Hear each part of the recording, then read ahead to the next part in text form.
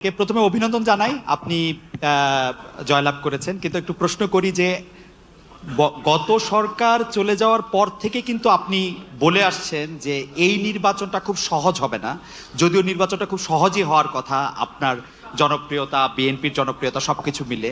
এখন আমার প্রশ্ন, নির্বাচনটা তো হয়ে গেল, এটা অনেক সহজ ছিল কিনা আপনার কাছে?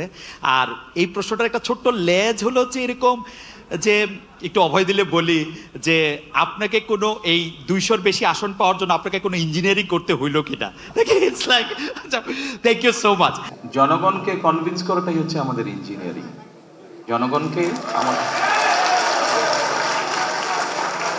আমাদের যে ইঞ্জিনিয়ারিংটা ছিল সেটা হচ্ছে জনগণকে আমাদের পক্ষে নিয়ে আসা, সেটাতে আলহামদুলিল্লাহ আমরা সফল হয়েছি। আর জনগণকে কনভিন্স করে একটি সুষ্ঠু সুন্দর পরিবেশ এনশিওর করাটাই ছিল আপনার প্রথম প্রশ্নের উত্তর।